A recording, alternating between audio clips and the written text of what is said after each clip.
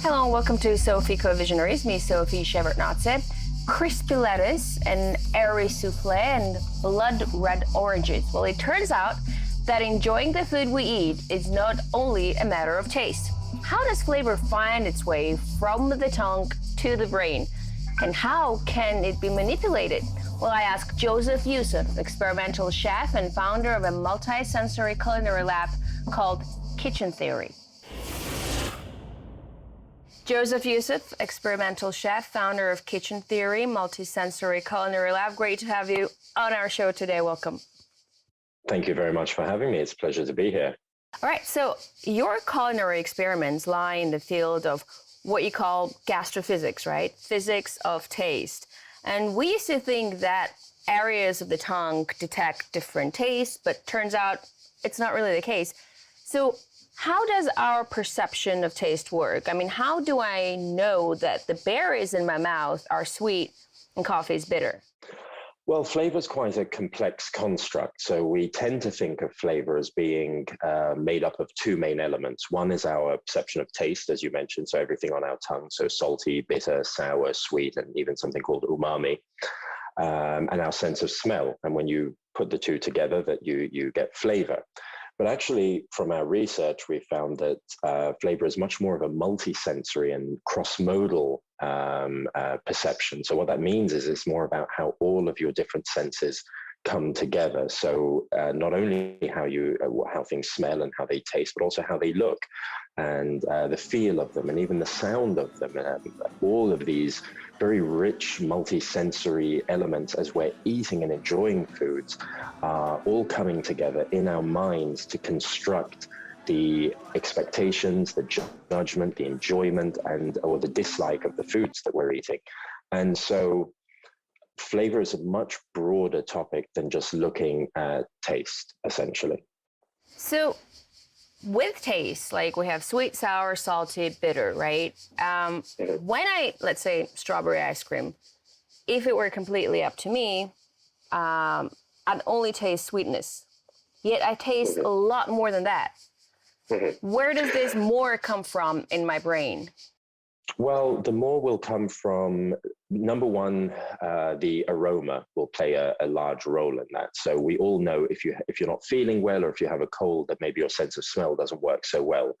And when your sense of smell isn't working and we're eating foods, we tend to say the food doesn't have much flavor, it doesn't taste of much. But you can keep adding sugar to your coffee or salt to your steak and it gets sweeter or saltier, but that doesn't improve the flavor in any way. So our sense of smell is vital for when you're eating something like, as you said, strawberry ice cream. Strawberry is made up of much more than just sweetness. There's a lot of other molecules and compounds there that are contributing towards flavor and that distinguish, let's say, strawberry from raspberry or from blackberries. And that's a vital element of us being able to kind of really make a distinction between what's strawberry ice cream and what's, let's say, raspberry ice cream. If you didn't have your sense of smell or if you clipped your nose as you were eating them both, they'd probably both taste pretty much the same. They'd be kind of sweet, maybe a bit sour in some way, but essentially it would be very difficult to tell the difference. Now, with something like ice cream, the other element is obviously the mouthfeel and the texture and the creaminess, and all of these elements are what are coming together in your brain to give you, and the temperature, let's say, of the ice cream as well. So all of these are things that your brain is taking into consideration when it's trying the ice cream and that it's making judgments based upon. So if you have an ice cream and it's very icy or it has a kind of crunchy-ish kind of texture where it's kind of very frozen, that might not be as pleasant as when the ice cream is nice and soft and smooth in your mouth and melts really well. So it's not just about the sweetness or the sourness or the bitterness. It's also about all the other factors that are going on that make ice cream so enjoyable for us. So if I got your idea right, food flavor is a brain construct rather than a sensory perception in our mouth. So are you saying basically that if I convince myself somehow that lemons are sweet, they would taste sweet?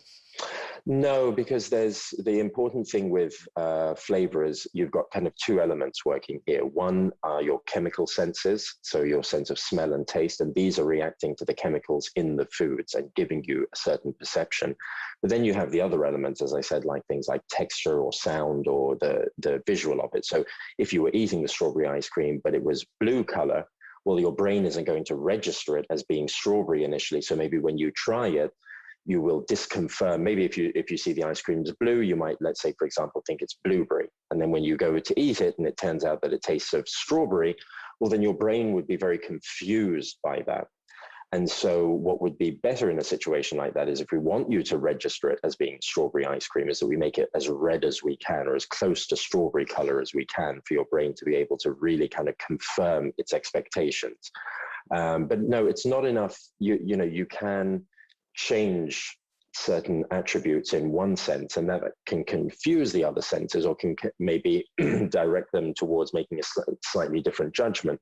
But you can't convince your brain that eating strawberry ice cream is a different flavor, because there's too many physical parts of it there when it comes to your chemical senses that can't be fooled in such a simplistic way. I still wonder, like, how far can we manipulate our brain? Let's say maybe I can't convince myself, but can other people convince me if they know in detail how flavor building works? I mean, can senses which produce the experience of flavor in our minds be manipulated and create a convincing illusion of flavor? No?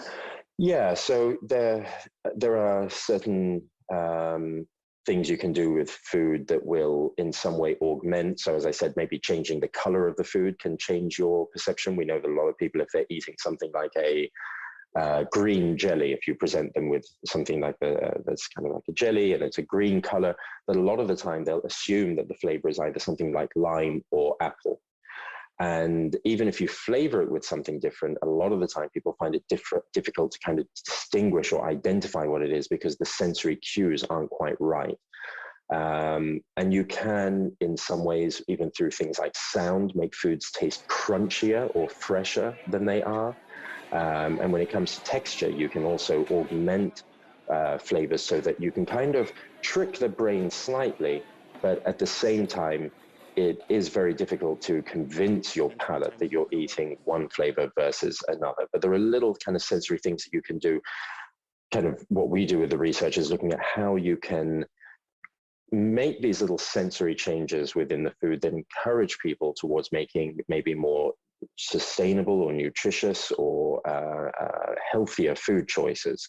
And this is specifically looking at with like kids or hospitals or care homes, and looking at how we can design food experiences to encourage people to make better food choices.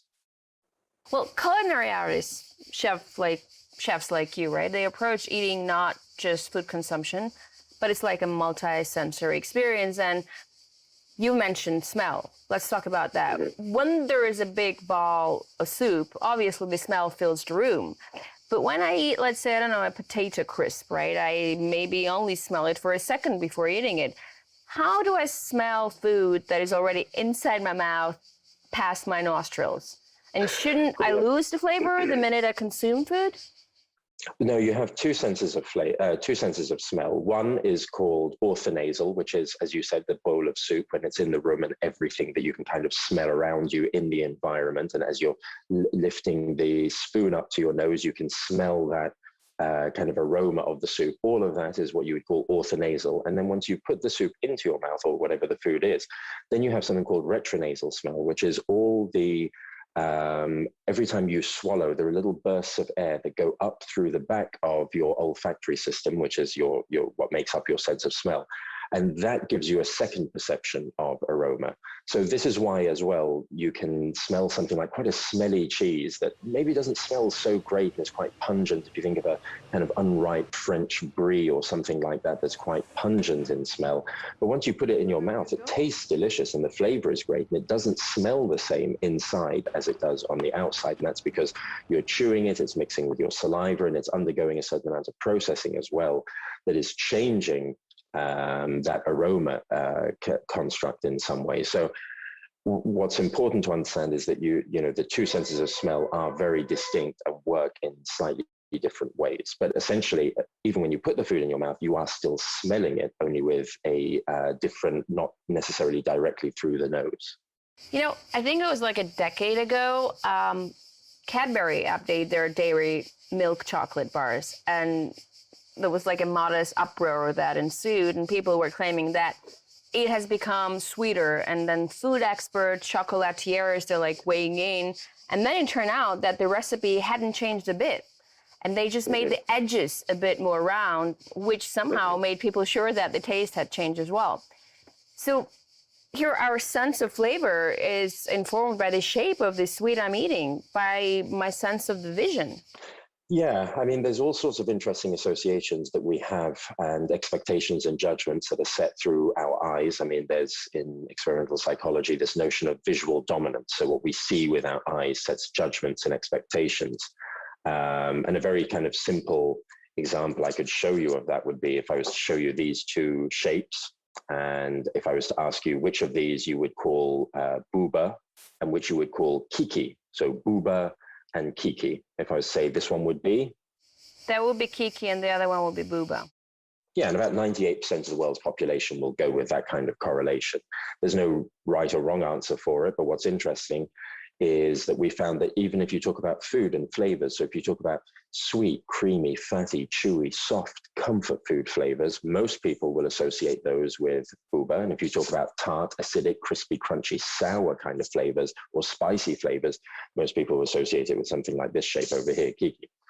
And what's interesting about that is that although there is no right or wrong answer, that the majority of people will have that kind of association. So when we see foods that are maybe red or orange or yellow, maybe we assume that they're going to be on the sweeter side of things. If we see foods that are rounder and softer looking, maybe we assume again that they're going to be sweeter in some way, versus if we see foods in other kind of colors or shapes. So there's all sorts of things that you can. So in the Cadbury's example that you just gave with the chocolate bar, there could be two reasons behind why people felt it was sweeter. Number one, the shape was rounder of the bar, so maybe that means it melts differently on the tongue. Maybe there's more surface area. Maybe that's why people got a bit more sweetness out of it. Then the second reason is maybe just because it looked rounder, that people assumed from the visual presentation of the chocolate that in some way it was sweeter. Jozef, we're going to take a short break right now. When we're back, we'll continue talking to Jozef Youssef, experimental chef, founder of Kitchen Theory, a multi-sensory culinary lab, talking about how does taste find its way to our brain. Stay with us.